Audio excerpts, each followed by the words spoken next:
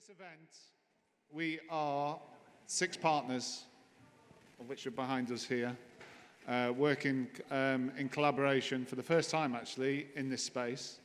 We've been doing stuff as pairs over the last few months, but it's the first time the 6 partners have all come together.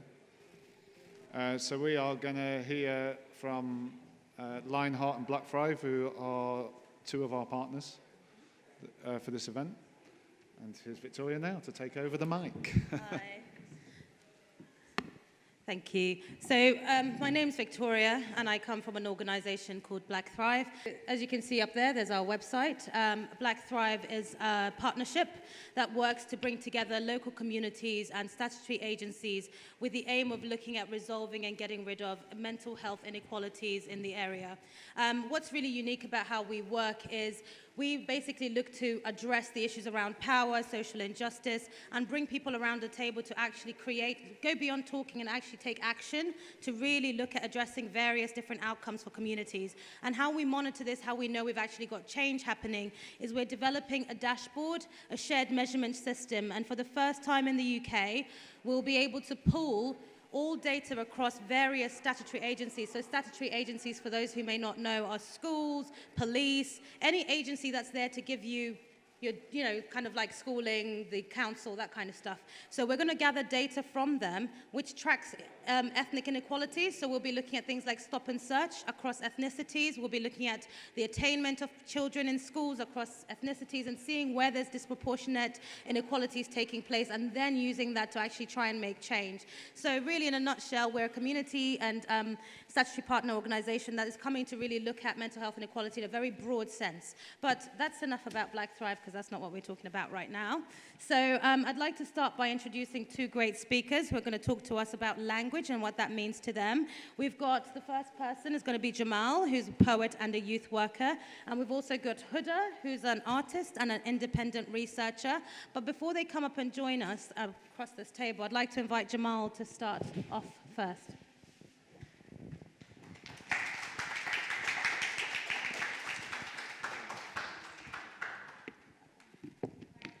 Hi guys, so my name is Jamal. I'm going to start by sharing a poem about my experience of going through the criminal justice system and just my experience with language and what it has done for me. It's called Cage Revolution. One day, a boy was taken from his home at the age of 6 and thrown into a cave. He saw 3 men walking towards him as he played in his front yard. At first, not thinking the worst, but then he remembered the words of his friend who had said to him just the other day, if you see 3 men dressed in grey suits and wearing black shades, each of them holding a briefcase in their right hand that hides behind a black leather glove, then know that your time has come. Reports have surfaced that these men are on the scene when kids go missing, families are left searching for daughters and brothers. Now their whereabouts are unknown and the world still wonders. So please, be cautious, remain under the sunlight, and never go out walking into the dark. He stood still, remembering what his friend had said as if he were listening to him speak again. But before he knew it, this kid couldn't move his arms. He was in the back of a black van with his hands tied, eyes blindfolded. His parents still hadn't noticed where he had gone. Little did his neighborhood know he was taken to the peak of a mountain covered in snow, the weather conditions, a man who murdered many. It would be foolish to think that this kid would survive. The journey was deadly. When they finally arrived to the very top of the mountain, the kidnappers got out of the van and left the boy tied up in the back.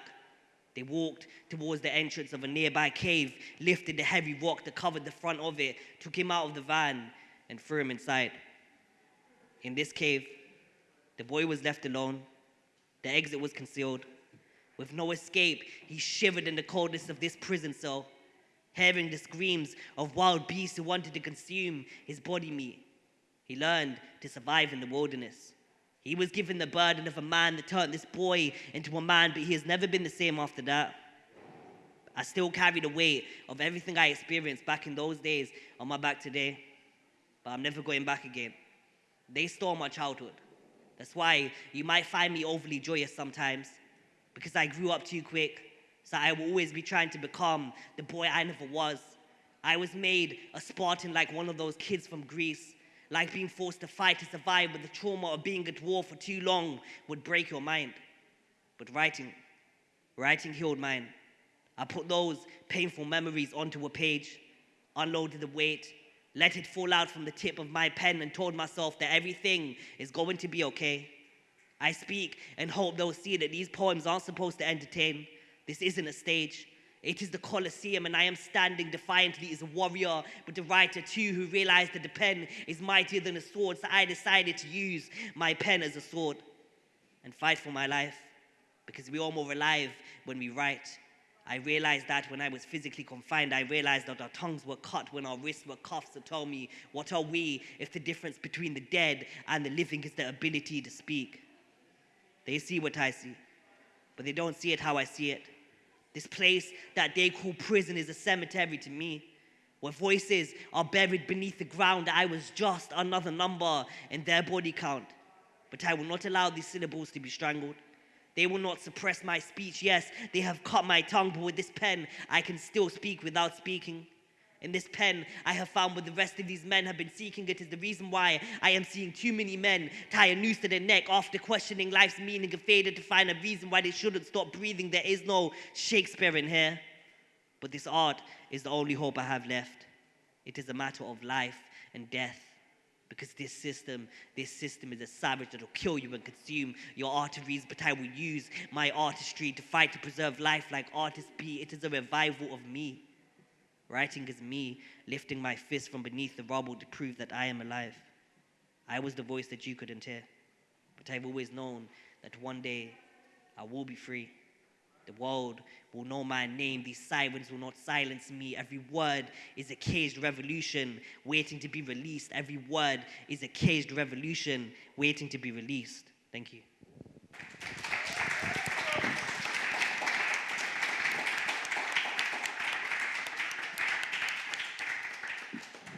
Thank you very much, Jamal. So I'd like to start. I mean, I just said, we've got someone here as a poet and artist, but I think it'd be good to sort of tell us a little bit more about yourself. Who's Jamal and who's Huda? Tell us a bit more about what makes you you. So hi guys, my name is Jamal. So I grew up so I was originally born in New Jersey. I came to this country when I was about 6 years old, and I pretty much grew up in this country. I was raised with 4 brothers and 3 sisters in a single-parent home. And my parents are from British Pakistani descent. And like in my day-to-day activities, I work as a youth worker, so I work for Waltham Forest Council, and I work with young people specifically who have experience in the criminal justice system and the care system. We go into like youth offending services and deliver workshops to them. On a variation of workshops could be stuff like stop and search rights, child sexual exploitation. And on the side, I also do things like this, like coming to events and sharing my poetry, because it's related to the work I do. Hello, everyone. My name's Huda. I'm from South London, so I always feel a bit funny way about the Tate, because it's like it's so close to us, and I think it's only as a working person that I've had to sort of use this space. But I'm literally this is my patch, so I always have to sort of preface anything by just letting people know that about me. I'm from Somalia. I was born in the UK, but I was born a refugee. We became citizens in some sort of long, drawn-out debacle, like many other people. So I don't really sort of preface myself in that way. And my artwork and the sort of focus of my art is really connected to understandings of positionality. How does the world place people? And my framework is Black feminist theory, which feels a bit natural in the face that I'm a Black woman. I'm from Africa, and I'm a woman as well. Did I say that already? But Black feminism, hopefully they'll come out more in this discussion, I think as a framework that understanding how those terms like woman and your positioned as a race person, as a Black person, are not actually given. Nonetheless, they do have a huge impact as to how we're positioned in the world and how we navigate the world, and also the kind of strategies of how we can not only survive but thrive and think about another way of living, another way of being. And yeah, so that's really my area. So my art practice as a part of a collective called Thicker Black Lines that you may have seen here in this space in Tate Exchange. We've done sort of various projects here, but also my research around the position of women in the world, the position of black women specifically. Thank you.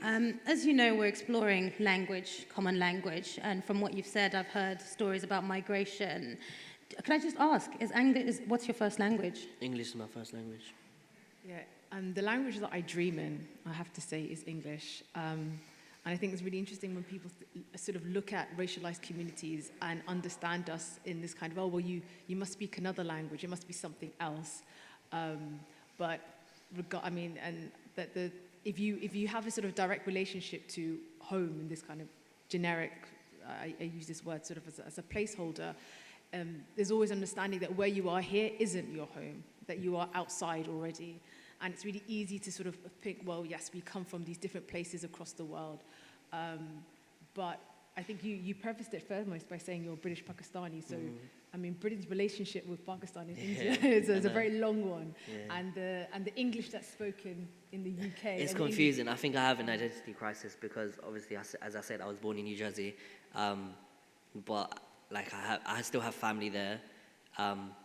My family are from, my parents are from Pakistan, and I was raised in this country. So it's a bit of an identity crisis. I don't really focus too much on like identifying myself within a specific group. I connect more with just like people rather than just like limiting myself to one group or just even identifying myself as that.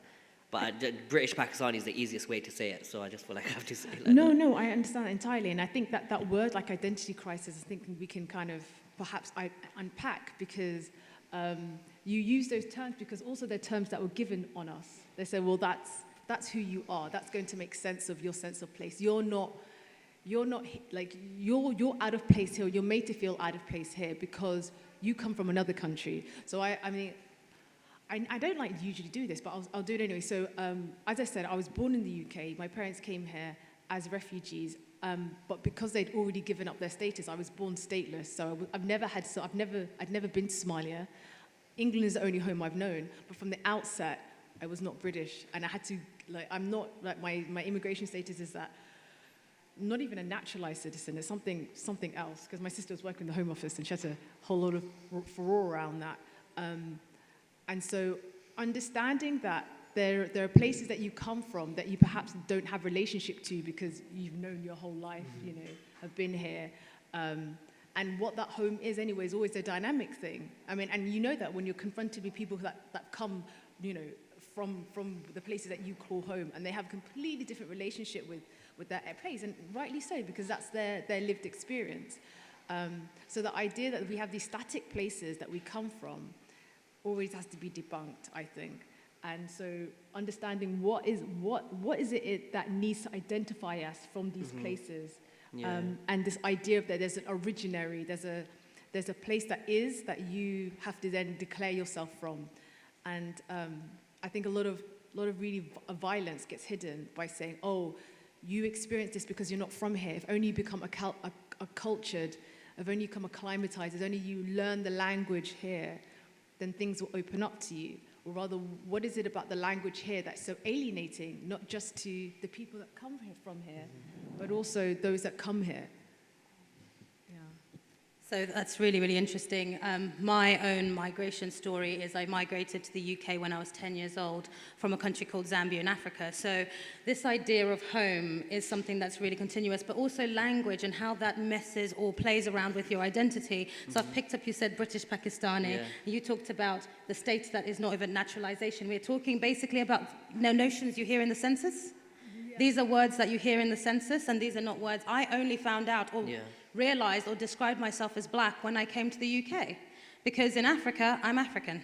No one needs to know I'm black. It's pretty obvious out there. So it's just really interesting that I kind of got a new identity when I came here. But then as a migrant, I also wasn't black British. I was black African. And then I became British 10 years ago. So now suddenly I'm like, do I just suddenly call myself British?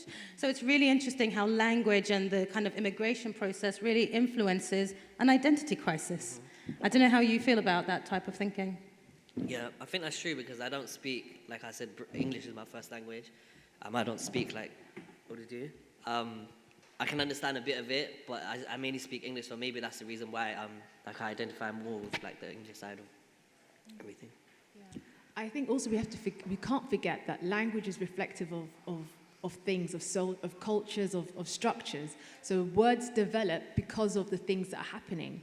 So England needs this census, or Britain, I say England because really when we talk about Britain, we're talking about England, and that's the whole internal, and that's reflective of the history of domination, of colonialism, of the ways in which words like white and black are used as weapons against people to control society. So, I mean, you came from Zambia, so Zambia and Britain have a long history as well. So, I mean, the idea that, and sort of your education, I don't think it would be too dissimilar from when you were, before 10 years old and then after 10 years old.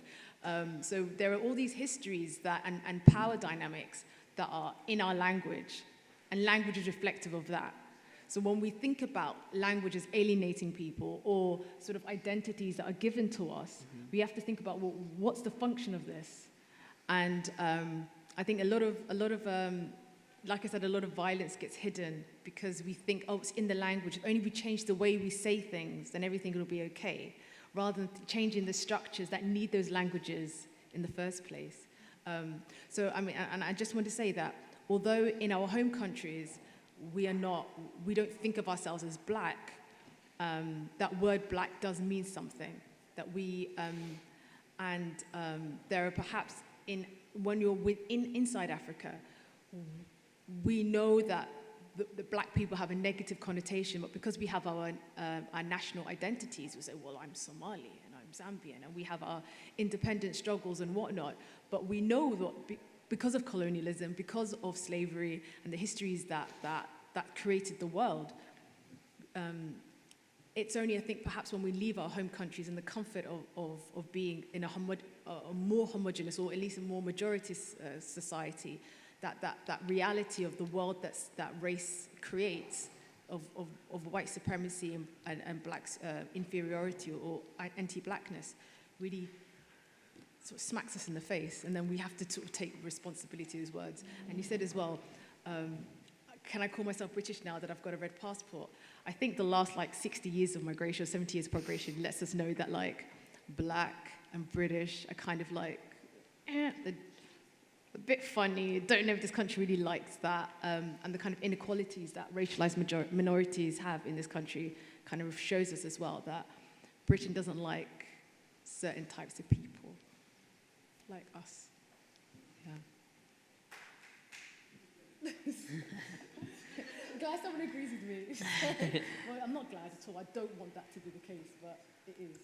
So just following on from that, I'm also kind of picking up that there's a lot of different, like you mentioned, you've got family in America, family in Pakistan, you possibly also have family in Somalia. How does language impact the way, especially with people spread so far across the globe, so many different versions of the same language, how is lacking that common dialect impact how you communicate? I know with my family, they don't understand sarcasm at all. It's not a thing in Zambia. So when I'm sarcastic, it's really, really insulting. And that becomes a very strange dynamic that happens because that language and what forms that language is in common. So I'm just curious, do you ever have these sort of isms that happen in your families or your friends where you're speaking the same language, but something goes terribly wrong? I mean, there's just situations where we don't understand each other. Like when my family was speaking, like when my mum is speaking to my auntie, I can't understand it. But it's not I don't think it's that deep. Yeah, no, I kind of agree in that way. In that, so there's so many different ways that we communicate with each other, not just with language. And I know my Somali isn't the hottest. My grandma is she has no English at all. She's lived in the US for 25 years, but refuses to she speaks more Spanish than she does English, but I think it's because she's from California as well, so it's more useful for her. But there are other ways that, but understanding that we don't have a common language because we don't have a common position. And that perhaps as well, that's kind of the thing here, that we recognize that it was actually violent to sort of force people to have a kind of commonality, and that maybe the trick is to try and figure out how can we talk to each other where we are, rather than sort of assuming that this is the correct way of being, this is the correct way of understanding each other. And if you don't have this common, which is, this kind of forced amalgam of sameness, then there's going to be conflict there, or that means then that justifies a kind of level of violence against each other. So language, I think, is I like to think of language in a really expansive way, to think about we build vocabularies with each other when we look at each other, through touch, through music, through dance. There's all these different ways that we are with each other. And coming from South London anyway, like, even if you're speaking English, not everyone even understands the kind of English that you're speaking. So in this room, there's so many different types of, we are supposedly speak the same language, but there's so many different ways that we speak that language. And sometimes it's funny. It's really funny, the kind of that ish when things don't fit exactly. But also I think if there's care and respect, then you work it out. So, I mean, that's what happens in my family anyway. And sometimes it isn't. And you just got to, keep it moving. Yeah. So I just wanted to ask a random question around language as well. It seems like a lot of the work that you do, whether it's poetry, art, it revolves around language. Can you and you mentioned also when you did spoken word that you felt like your language was taken away, but you still had a pen to talk. Just what does that mean in terms of your life? What value do you place on language, and why is it so important to you? So for me, it's a big part of my life, and to me, it's a form of power, because when I was young, I just felt like I experienced so much, a lot of trauma and a lot of pain, a lot of adverse experiences that I struggled to articulate, I struggled to express, and I just wasn't comfortable in doing so. And I didn't find writing at that time as an outlet. But I feel like once I went into prison, I just felt like all these things that I kept inside, I just needed something, a way to express it. And no one could understand what I was going through or how I felt, because I couldn't tell them how I felt. And they didn't see what was going on in school, and all the teachers, how they would react towards my kind of learning difficulties. I couldn't tell them about that. Because I just struggled to express myself. But when I went into prison, when I was given a 5-year prison sentence, I started writing. I wrote on the day I got sentenced, and it was just about how I felt about being sentenced, and all the things that I felt didn't get considered. So usually when you go to a court, they'll just judge you by the crime, and not your past experiences that led up to that, and what contributed to the fact that you committed that crime. So all these kind of things that I just wrote about, and it became an outlet for me, and it also became a form of empowerment, because writing has actually changed my life. It's done so much for me. It's opened the door for a door of opportunities for me. Thank you for that. I think what you said, I think so many of us don't have a language to talk about our lives, and don't have a language to talk about the things that happen to us. And we're blessed if we can sort of figure out what's happening to us in a time and it always makes me really angry hearing that, because it's basically your story that's just so echoed. I don't know if any people have had experience of the criminal justice system in their own families, or people that they love, or just seen it, that it doesn't start at sentencing or the trial or even the crime. It's before that. It's when you, not even when you're in school, at home, when there are things going on and you don't have a language to talk about it. And things that are criminalized are the outlets that you come to. And then the thing I think about is coming from racialized communities, that the ways that we survive, because the system in itself is so constrictive and so confining, even congregating in being together, just a bunch of black kids just rocking in a corner, that can be criminalized, because that doesn't look right, that doesn't fit whatever this common story of what society, the normative story of what society wants to have. Or when you're not picking, when you have levels in school, it's you get to level 2 and level 3, and that child they're not fitting in this, they're not following school in this ways in which we need it to be. And the kind of mental health issues that derives when not fitting in from what this normative story of what society has, this common language that society said this is what it is to be, a functioning citizen, a functioning human being. And if you fall outside of that, woe betide you. And the work that you're doing, I think, is amazing, that just kind of picking up and saying, well, we don't take this story as a given. This language that you've given us to describe our experiences, it doesn't fit. And we want to hear why this is the case. So turning back to those functions, like that word welfare, I always find such a dangerous word, because it's saying that you're looking after people. You know, this word care, that these functions of the state use these words, and actually there can be the most violent expressions on people's lives. And that's the kind of language I like. I am examining. I don't like to, I'm forced to, because the image that the sort of the general society's images, like these are good, these are functional ways of the world are, they're actually doing the opposite, and they're impacting us violently, and we can see that those are racialized. There are certain types of people, you know, why is it that if somebody's having a mental health episode and they're black, the first call is the police? You know, even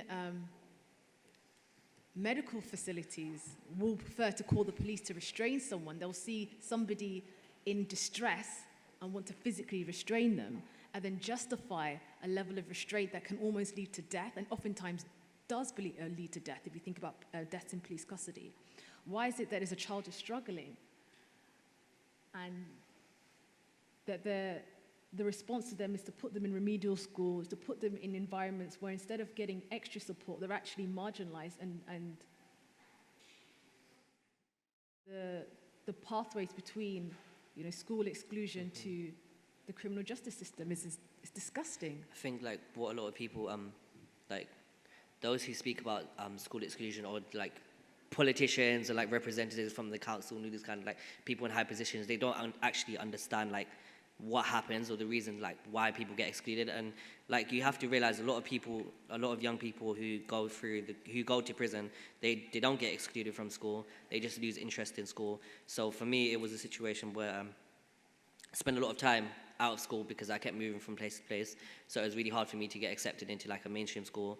I had like 1 hour of tutoring each day, and that wasn't doing enough. So eventually when I did get accepted into a mainstream school, I couldn't understand a lot of the things that were going on.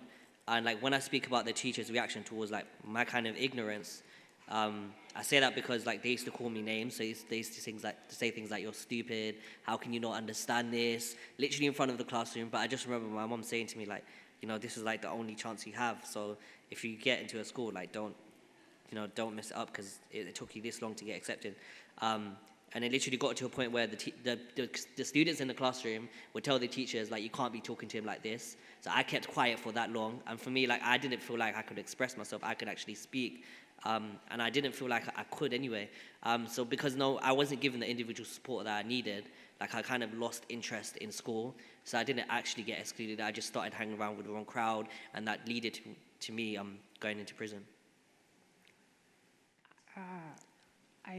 I want to talk about that word exclusion and school exclusion, and how is it that a classroom can function if not everybody in the class understands what's going on?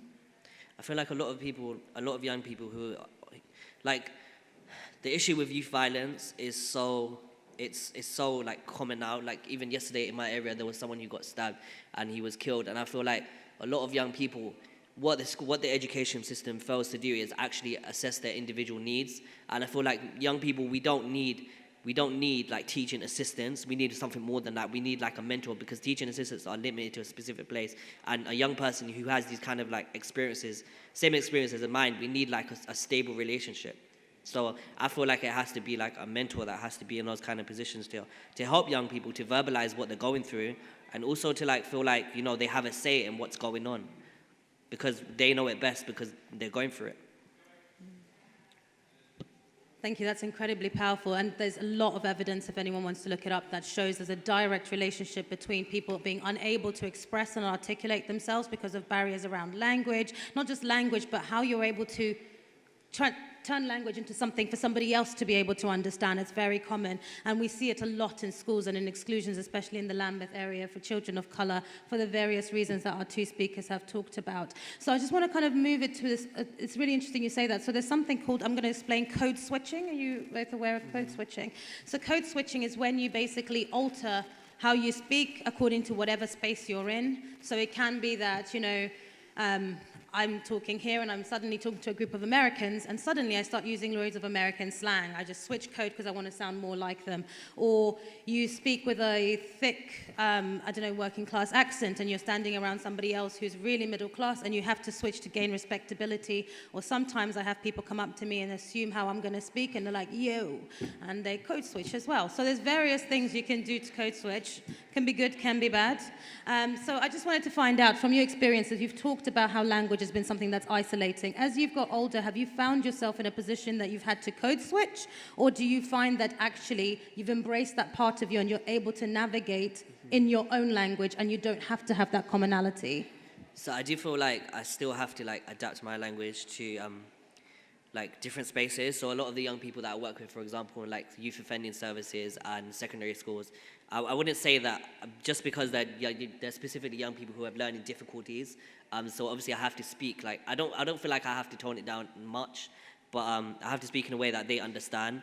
But I think like specifically it's so important what in terms of like the court system and like what goes on inside the courts. It's not a situation where like people inside the courts need to like, you know, adapt their language and make it easier to understand for the young people. Actually, what needs to happen is that they need to educate the young people on what's going on, what they're even saying, because like if you change your language and the young people don't understand a lot of the terms and you simplify it for them, you're kind of like excluding them from that sort of knowledge. So I feel like you need to educate them on what you're saying, because there's a lot of things in court and in the references they make that I just feel like I just didn't understand. I'm going to challenge you a little bit on that one, just to take it to the next step. Do you ever think, though, sometimes, so I've got a theory that sometimes in certain circles, people perform intelligence. So it's when you basically use certain language, you know, economics, some of the principles are really easy. It's just language that is used is basically restrictive to make people feel like they're talking about big concepts. So where do you think there's that line, basically, if you're saying in the court system, a line between the performance of an unattainable system that excludes people, or does that system need to sound like the people it's working for? Where do you sit on that sort of line? I just think a lot of the young people they just simply need to be educated on what's being said inside court, because a lot of the things that pre-sentence report. Do you know what a pre-sentence report is? Okay, like things like that, like a young person's not going to know what that is when they're going into court. Like it's not as simple as the judge says your sentence and that's it. Like there's so much you have to go through before that, and especially when the solicitors are speaking to you, there's a lot of like references that they have to speak to you about. And for a young person who's gone into that environment for the first time, like you're not going to understand. So it is a situation where like I don't feel like it's artificial. Like they're just imitating it, or they're not. It's not really. It's just it's a part of the system, and I feel like young people need to learn it, but they're not being taught it in the right way. Yeah, I think that there's two things that we've picked up on. So one is the substantive, actually understanding what's happening. What is the understanding the criminal justice system, which is not actually unique to young people. I think most of us, for example, don't know what a pre-sentence report is. Unfortunately, we have a criminal justice system so tiered towards racialized youth and youth offending that they make up such a large number of those people that are going through it, that, you know, it's incumbent upon you to know what's going on in your life. Like that's the kind of scary point that we've got to, where young people do have to know these things, because more often than not, they're going to be the ones facing these kind of issues. But then also knowing within understanding substantively what is this structure that we're living in, knowing that, unfortunately, there's a way in which language is supposed to communicate to us. So you're talking to someone and you want them to understand what you're saying. But actually, for the most part, language isn't about that. It's about communicating power. And one of the ways people communicate power is by speaking in ways that are very specific, like confusing, in a way to, you know, denote that they are people of more intelligence, that they have and more status than you.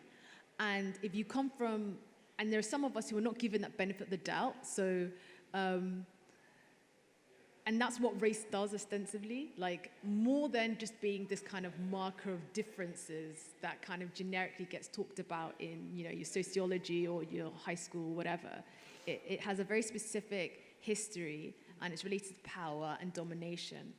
And those of us that are racialized and know this, know that your skin doesn't give you the benefit of the doubt, that there's all sorts of manner of violence can be predicated on you because of the way you look without you speaking. So then you do lots of things, like you were talking about, like, so even me in this whole conversation, like I code switch like ridiculously, because I'm like, half of this time I feel really comfortable and I'm looking at people that I know, and half of this I'm like, oh gosh, okay, I'm speaking about really important things and I need them to know that I know what I'm talking about. So, you know, out comes my, you know, BBC English as much as I can sort of imitate to try and get these points across, because you're not going to get the benefit of the doubt. And I always think it's very dangerous, because code switching also leads to the idea of impostor syndrome, where you think that you're faking it, you know, but it's like it's not you, it's society's structure that needs you to be a certain way or to be accepted. So have I ever had to code switch? Yes, it's for like survival, like it's necessary. And it's not, you're not being fake or anything like that. You're just doing what you need to do to get by, because, you know, if you don't understand what's going on, all manner of nonsense can take place. So on a small interpersonal level, it's that, but also exactly as Jamal was saying, like there are things happening to us that you have to know about. But I just want to say that it's not because you're a young person. It's because the system is confusing for everyone, but you're even more disempowered because you're young. Yeah. Thank you very much. So I'm going to just put a bit of a random again. If there was basically, in a perfect world, ideal world, and you had 3 words to describe language and what it means and what it should do, what should those things be?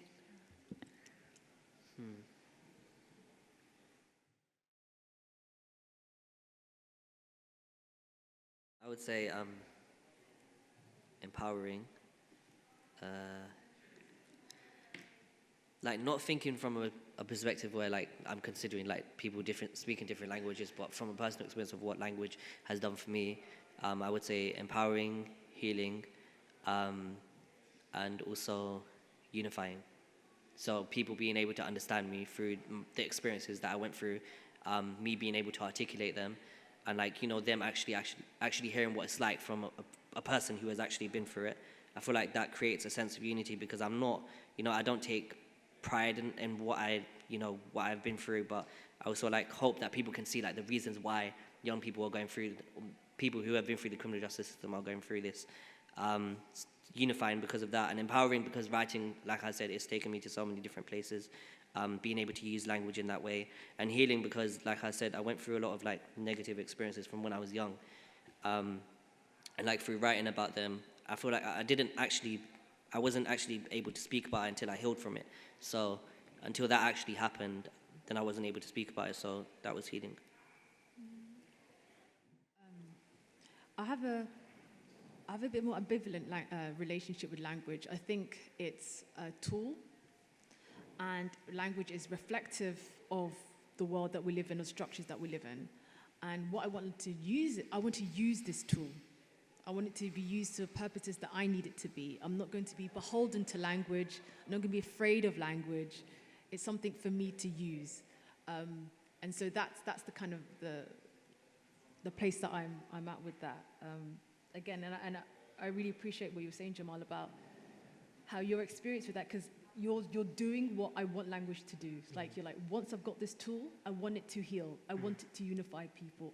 I understand it as being empowering. But that was because of how you used it, not because of anything that language has in and of itself. Yeah. Because what you chose to do with language. And so, like, if we can have anything from this conversation, is just not to be so beholden to it. It's like, it's for us for making. But if it has power, it's because we live in a structure, in a society, in a culture that gives it power. So we need to understand what it's doing. Well, thank you. I think that's probably enough questions for now, and I'll basically open up to the floor if you've got any questions for our panel. Thank you so much for what you said. And it just reminded me of when I was at school and I used to code switch all the time. and hope that all the 3 different people wouldn't turn up at once because I didn't know what I was going to say. So at home, we weren't allowed to speak Jamaican patois. It was seen as you don't do that. And then a lot of my close white friends spoke Cockney, South London. And then I was looked after by somebody who told me to speak properly. So depending on who was there, it would be water, or water. Depends who was around. So I know that it's quite powerful. But today on Instagram, going back to the digital, there's a story of an 11-year-old boy who refused to stand up to the National Anthem in America. And his Cuban-born temporary teacher got him arrested by the police because he refused to stand. And he said, I can't because the history and the language of the lyrics are against my people. They're racist. And here's this Cuban woman saying, well, you need to go back to where you come from then. And he said, but I don't know where I come from.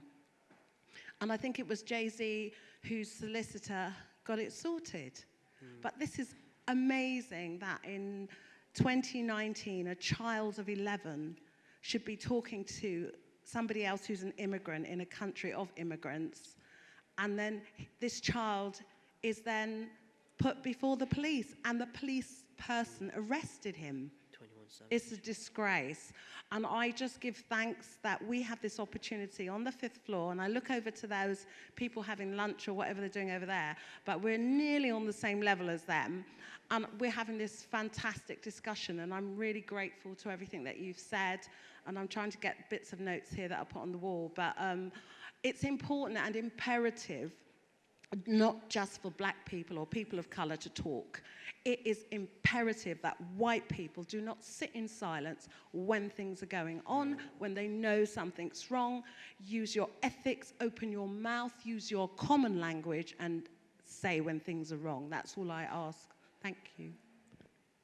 I have a question for Jamal about, like, if you feel as though you have specific, like, healing practices with writing that you can pass on to other people, or if it's more of like a individual experience, like, through that. For me, it was just journaling, so I didn't like start and just, get into. Well, I wrote a poem on the first day I got sentenced, and that was just like a way to express. But after that, I didn't write like anything like creative writing for a long time, so it was just journaling, like literally getting everything out. So it wasn't for the sake of like, looking at it and thinking that I'm going to make a poem out of it or a short story. It was just literally journaling. And through that, I was just, it was like free writing. So I was expressing everything that I went through, like so many things that I was witnessing inside prison itself, and all the things that I was going through before that, and just journaling. I would encourage that journaling is so important. Thank you. It's really been nice listening to all three of you. First off, Jamal, your poem was something else, but I'm going to tell you something. When you sat down here, I looked at you on your phone and I went, I'm going to tell him to get off that phone. He should be listening to Paul, the speaker before. But I am so glad I kept my mouth shut. I am so glad, because it wouldn't have been nice to have upset you with what you came up with later on. Thing about code switching, I even do it in phone calls, because when I start to give my telephone number, it's 077. My voice goes like that, and it goes slow, and I make a point of doing it twice. But part of that is just because I hate when I get a message and I've got to play it 5 times just to get the number down. But I always worked at a place, and my boss said to me, he always knew when I was on the phone to my friends. And I didn't personally think I changed my language, but maybe I did. And there is this thing about people will say to you, you sound intelligent, and I'm like, but would you have said that to a white person? And people actually get quite offended if you actually, not offended, but they're like, you've got the nerve to say this to me and make me feel embarrassed. I think, no, you've told me intelligent. Why do you need to tell me that? Just say, I like what you said, or ask me my point of view. But it's almost like you don't expect me to be intelligent, and it just goes on and on. And it doesn't help sometimes when people, and I think this is why sometimes I could say that for black men, in a sense, where they may be more colloquial with things like in it. And then if you're trying to go for a job and you're speaking that in a company, you're not going to get that promotion if that's the type of words, because people think, well, why should I change how I am? But it's also another thing about acceptance. I remember being in Camden Lock and somebody came up and asked me where was a Rasta guy, and a white person who had locks said to me, I should have asked if he was white or black. And I thought, why do I have to do that? If the person hasn't said to me, why should I naturally assume that I need to query it? I just said, he's over there somewhere, in which direction? And so therefore, again, it's about, there's a sense of power that I'm being told that, oh, I must think, and into somebody that's actually coming in and adopting my, well, not my, because it's not my culture, but it is of some of the people I know. And there is that. And sometimes I will speak Jamaican. I'm not going to do it on the air now. But I've been told, oh, you sound like fake Jamaican. And I said to somebody, well, then you sound like fake English, because how are you supposed to sound? You know, it's that thing about what you're supposed to sound like. And or if you listen to somebody with a broad Jamaican accent, and I've been in the room, and I've done it myself, but I've changed my attitude, and I think, oh my God, I cringe and think at first, thinking, I wish they'd speak a bit more English. But I think, no, actually, that person has actually said more intelligent stuff than the people who were speaking English. So now I've allowed myself to open up. And it's maybe because I've born and bred in this country, so I've become very anglicised. And yes, I am speaking posh today, but that's just me. I grew up in Ealing. I just want to say thank you to you guys for speaking on the panel. I think you really opened my eyes, especially Jamal, to a lot of things, because the minute that you said that you went to prison, I was taken aback, because I would never have expected to see, like, you know, somebody who has been through such an experience be able to speak in such an erudite way about the system, and being able to take what you've experienced and use it in a positive sense. So thank you to you guys. But I just wanted to say, I don't actually believe in code switching. I really don't. I don't believe in code switching. I don't think it's fair on people who can't even necessarily code switch, because essentially, I look at my mother, who is a typical Nigerian woman. She's an Igbo woman from the sticks, from the village. And she didn't go to university, but my mum is very intelligent, extremely intelligent, as in I look up to her, because she made it a point to educate herself about certain things. And just because of her accent, she's not able to code switch. You know, she may be able to say all the words in the dictionary, but just because of her accent, and it's a thick Nigerian accent, people won't look at her as being intelligible. Do you know what I mean? So for me, it goes down to even situations whereby she's had to call the ambulance for me. And purely because they've heard, well, this is our perception on things, purely because they've heard this is an African woman on the phone, we don't really want to, you know, we don't really want to take it as serious. But then the minute a white person called for the same situation, the ambulance came straight away. And obviously that's what I mean. Code switching is all about perception. It's all about how I'm scared to speak in this certain way because I'm going to be deemed this way. I was born in South East London. I don't code switch for anybody. Do you know what I mean? I use my euphemisms. I use the way that I want to speak whenever I want to speak it, because if you think that just because I'm black and because I say fam and because I say bro, I'm not intelligent and I'm not educated, that's about you. It's not about me. Do you understand what I mean? So I just don't believe in code switching. I just wanted to say, yeah. Thank you so much for that point, because I didn't know how to say it, but I do think code switching is a very bourgeois, like if you're able to code switch, already you're part of the problem. Yeah. Because that's not the area where the conflict is. The conflict is, why do you need to code switch?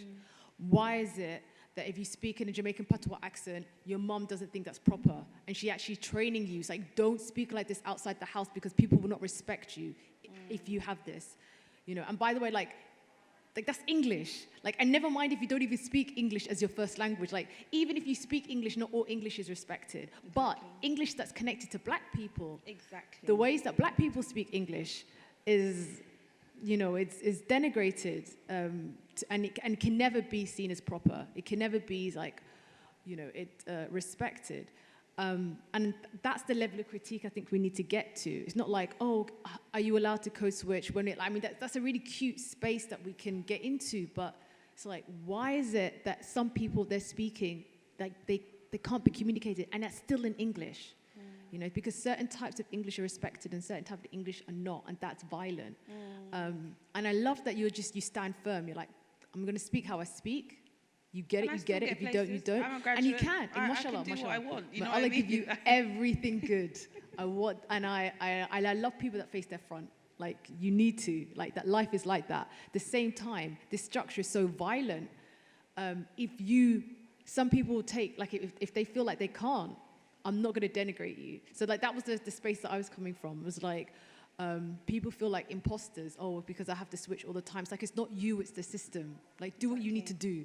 But equally, if you're like, I cannot stomach the idea of having to change myself for these nonsense people, like, they need to, like, exactly, like, you think I sound intelligent? Why? You feel uncomfortable with me asking that question. That says more about you than it does about my question. Exactly. You know, and I think being able to recognize those structures of power and those areas of conflict, which is why, again, I would love for us to have like a common language. I'd love for that one day, maybe, like Esperanza, like everyone just being able to share that thing together. But I think a lot of violence gets hidden in that quest for unity.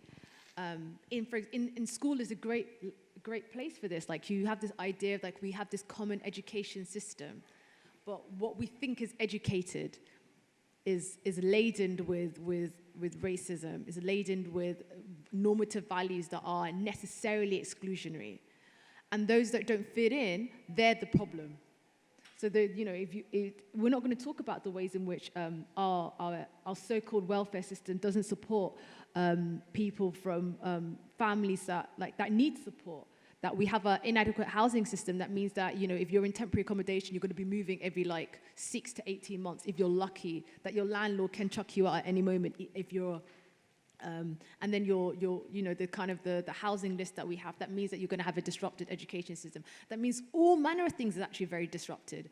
Our education system doesn't want to deal with that, which, you know, it's a very limited framework, but we give it everything. And if you don't have these qualifications at the end of your however long at school, then, you know, how are you going to get a job? How are you able to navigate the world? You know, and then prison needs, like I'm a prison abolitionist, because the idea of prison, like, needs people to be in prison for prison. Like, there's an idea that, okay, prison is to sort out, you know, delinquent people in society. What do we think about prisons actually like a goal? What do you think exclusion is a goal? Like, in order for us to think of ourselves as educated, we need to point to those that are not educated. Like, in order for Britain to know itself as Britain, it needed to be a conquering nation. You know, so America, they're having this conversation about the National Anthem, but what is Rule Britannia? Like, what does that mean?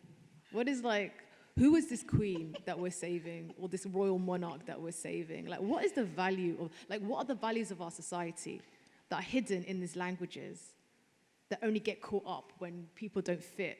They say things that's not, like, in the flow of, like. On that one point, it's reminded me, so in my time in Zambia, we've got a museum in Lusaka that has letters from the Queen during the time of independence, and there's letters from the current Elizabeth, that one.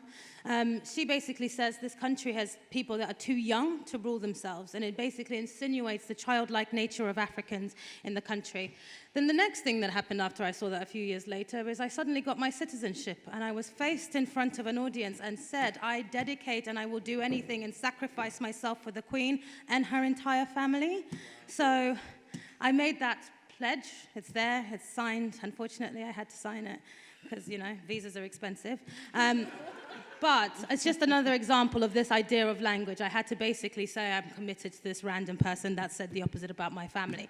So anyway, just because of that, I'm looking at the time as well. I think our hour is up. So thank you very much to our panelists. Really, really enriching discussion.